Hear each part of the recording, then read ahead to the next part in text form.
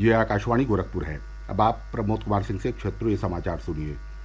कृतज्ञ राष्ट्र आज आधुनिक भारत के निर्माता लौह पुरुष सरदार वल्लभ भाई पटेल को उनकी 147वीं जयंती पर श्रद्धांजलि अर्पित कर रहा है। इसे राष्ट्रीय एकता दिवस के रूप में भी मनाया जा रहा है। मुख्यमंत्री योगी आदित्यनाथ ने सरदार वल्लभ भाई पटेल की जयंती पर लखनऊ में उनकी प्रतिमा पर माल्यार्पण कर श्रद्धांजलि अर्पित की। श्री योगी राष्ट्रीय एकता दिवस पर आयोजित एकता दौड़ कार्यक्रम में भी शामिल हुए। उन्होंने कहा कि सरदार वल्लभ भाई पटेल ने अपनी सूझबूझ, संगठन क्षमता और राष्ट्र के प्रति अटूट निष्ठा से भारत को एक सूत्र में बांधा। हम सब जानते हैं, अंग्रेजों की कुटिल चाल थी भारत को कई टुकड़ों में बांटने की।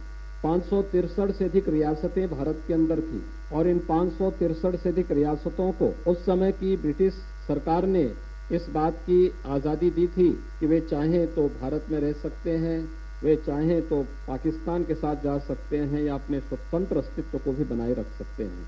लेकिन अपनी सूझबूझ, संगठन क्षमता और अपनी मातृभूमि के प्रति उनके अगाध निष्ठा ने भारत को एकता के सूत्र में बांधते हुए सभी 563 से अधिक रियासतों को शांतिपूर्ण तरीके से वर्तमान भारत का हिस्सा बना करके उन्हें भारत का एक महत्वपूर्ण अंग बना करके वर्तमान भारत की शिल्पी के रूप में वे जाने जाते हैं।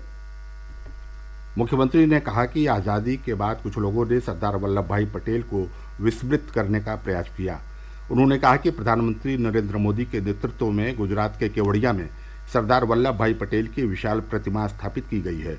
श्री योगी ने कहा कि स्टैच्यू ऑफ यूनिटी आज सभी देशवासियों के लिए तीर्थ स्थल बन चुका है। मुख्यमंत्री ने लखनऊ में सरदार पटेल राष्ट्रीय दिव्यांग T20 कप टूर्नामेंट का उद्घाटन भी किया। सरदार पटेल की जयंती पर आज प्रदेश के विभिन्न जनपदों में एकता दौड़ का आयोजन किया गया। वाराणसी में कैबिनेट मंत्री स्वतंत्र देव सिंह और राज्य मंत्री रविंद्र जायसवाल ने भाजपा विधायकों तथा कार्यकर्ताओं के साथ एकता दौड़ में भाग लिया। एकता दौड़ की शुरुआत सिगरा स्पोर्ट्स स्टेडियम से हुई और समापन मलदहिया स्थित सरदार पटेल प्रतिमा पर हुआ।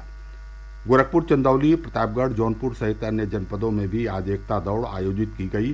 प्रदेश के सभी प्राथमिक विद्यालयों में भी आज सुबह एकता दौड़ का आयोजन हुआ।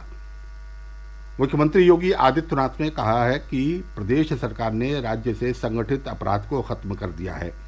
लखीमपुर खीरी जिले की गोला गोकर्णनाथ सीट पर विधानसभा उपचुनाव के लिए भाजपा प्रत्याशी अमन गिरी के समर्थन में आज जनसभा को संबोधित करते हुए श्री योगी ने कहा कि उनकी सरकार ने माफिया के खिलाफ जीरो टॉलरेंस की नीति अपनाई और इसका परिणाम है कि प्रदेश में माफिया के हौसले टूट चुके हैं। उन्होंने कहा कि भाजपा सरकार महिलाओं की सुरक्षा के लिए प्रतिबद्ध है।